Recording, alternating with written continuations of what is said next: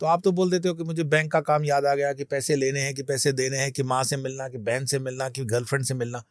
तो आप मेडिटेशन कर रहे थे या किसी का चिंतन कर रहे थे? भूल जाओ कि एक दिन ऐसा आएगा जब कोई मूछ दाढ़ी वाला खड़ा होगा और बोलेगा तुम्हारी साधना समाप्त, अब तुम परफेक्ट हो गए। स्वामी जी, टीका क्यों लगाया जाता है? टीका लगाने का महत्व बताइए।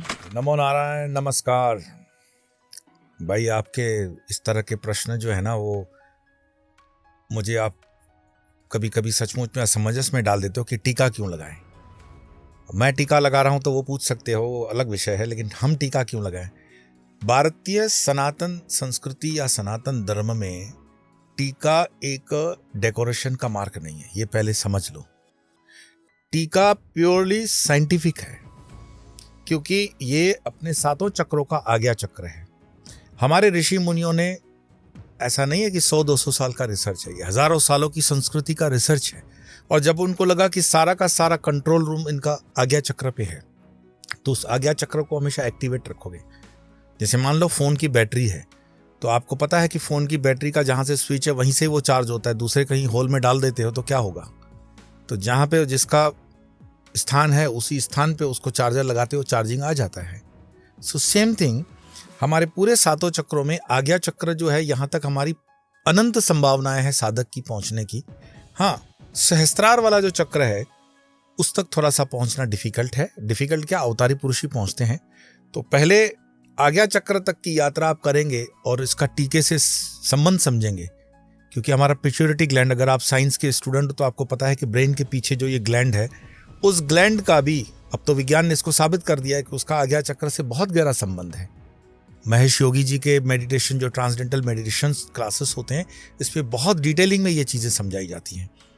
तो पहले हम 7 चक्र समझ लें कि 7 चक्र जैसे हैं: मूलाधार, ये फाउंडेशन का मूलाधार चक्र हुआ, स्वादिष्ठान, फिर मणिपुर, नाभि को मणिपुर बोलेंगे, अनाहत, विशुद्ध, आज्ञादि और सहस्त्रार, ये 7 चक्र हुए।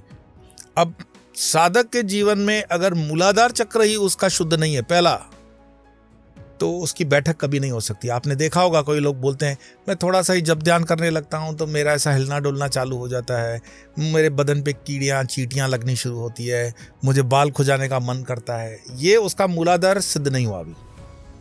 तो हम साधना के जगत में सबसे पहले हिंदू धर्म ने क्यों कहा कि कोई भी पूजा विधान आप करोगे तो सबसे पहले आप गणपति जी को वंदन करके नमन करोगे?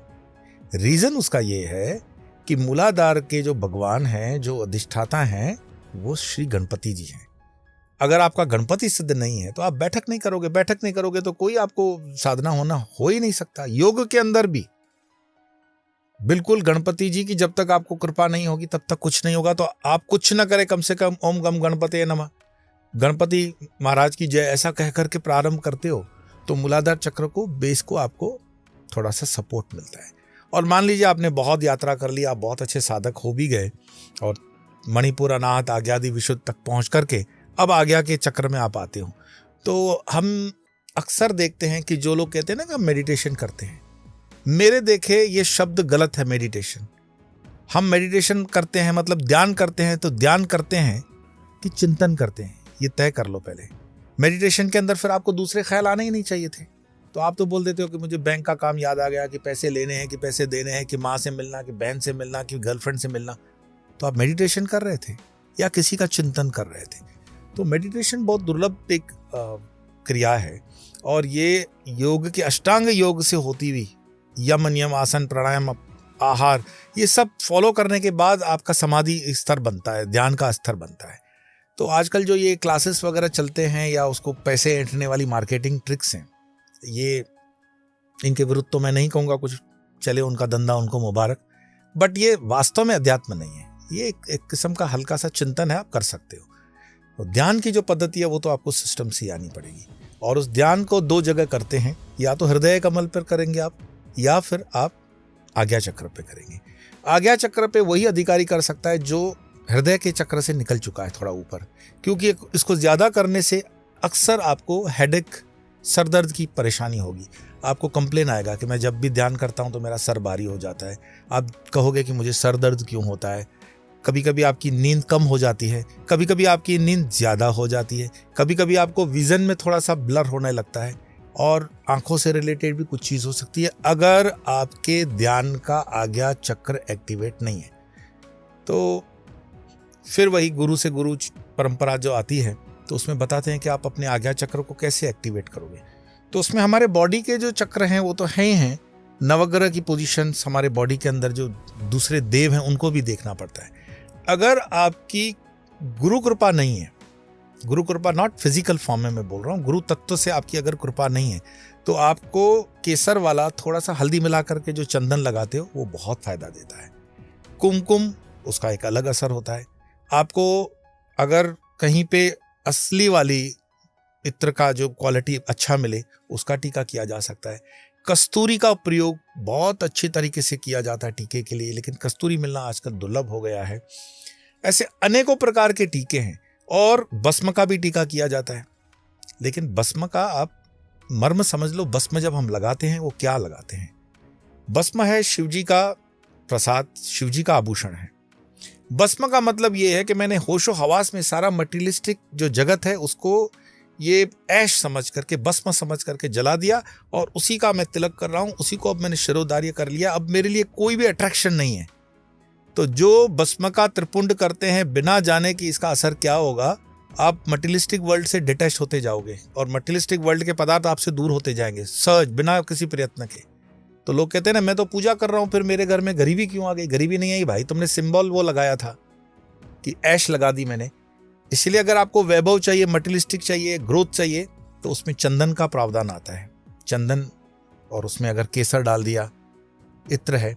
अब मान लीजिए कि आपका सातों चक्र के अंदर मूलाधार से वापस प्रारंभ करूं। मूलाधार चक्र को गणपति जी को प्रसन्न करने के लिए योग के अंदर काफी कुछ उसमें आसन दिए हुए हैं। उस विषय को लेंगे तो ये बहुत कुछ लंबा हो जाएगा, पर मूलाधार चक्र को आपको जागृत करना बहुत जरूरी होता है, और वहीं से यात्रा प्रारंभ होती है। कम से कम आप श्योर हो जाओ कि मेरे ये 3 चक्र जागृत हैं। मणिपुर चक्र में जब आते हैं, नाभि, नाभि is a centre of our total mass body का। कभी कभी वो जो कहते हैं ना कि मेरी नाभि हिल गई, पेट दर्द आ गया, ये वो, तो एलोपैथी के अंदर इसका बहुत बड़ा विवरण नहीं है, वो अभी भी सीख रहे हैं। आयुर्वेद ने उसके ऊपर बहुत काम कर दिया। आपको देखो हिंदुस्तान में वो बस एक ही झटके से वो तेल से थोड़ा मॉलिश कर लेता है और आपका पेट ठीक हो जाता है। इतने दिनों से एलोपैथी ले रहे थे, ठीक नहीं हो रहा था, क्योंकि उसका विवरण एलोपैथी में ज्यादा नहीं है, उनका कोई रिसर्च इस पे है ही नहीं। ये तो बहुत बड़े गहरे चिंतन मनन का विषय है। तो मणिपुर चक्र अगर आपको लगता है कि एक्टिवेट नहीं है, साधक को पता पड़ जाता है मैं कौन से चक्र पे हूं, गुरु उसको बता देता है कि यहाँ पे तुम्हारी यात्रा रुकी हुई है। सपोज करिए मणिपुर चक्र पे यात्रा रुकी हुई है, तो मणिपुर चक्र को थोड़ा सा सूदिंग एक्टिवेट करने के लिए एक चंदन का टीका आप नाभि पे भी करेंगे तो उससे फायदा होता है। गुड ऑर्गेनिक क्वालिटी का अत्र मिलता है, बहुत महंगा भी नहीं होता, जैसे मानो गुलाब का अत्र है या मोगरे का है, उसका भी एक टीका नाभि पे करने से आपको बहुत फायदे मिलेंगे। उससे आपके देखेंगे जीवन की कई डिफिकल्टीज दूर है। कई लोग मुझे कमेंट्स में लिखते हैं ना कि इतनी मेहनत करते हैं लेकिन फिर उसका फल नहीं मिलता। बहुत छोटे छोटे प्रयोग हैं, ये करने से आपको फल मिलेगा। आप जैसे ही अपने आज्ञा चक्र पर केसर वाला, चंदन वाला, पीला, हल्दी वाला हल्का टीका करते हो, आपके रुके हुए काम अगर ना हो तो आप मुझे बताना। सामने वाली जो पर्सनैलिटी है वो आपके गुरु का प्रभाव देख लेती है, क्योंकि वो गुरु को कलर रिप्रेजेंट करता है। कहीं पे हम देखते हैं जो संत महात्मा है, पुजारी हैं, उनके अलग अलग और मार्क्स भी होते हैं। हकीकत में हमारे शरीर में टोटल 104 के करीब या 108 के करीब चक्र हैं।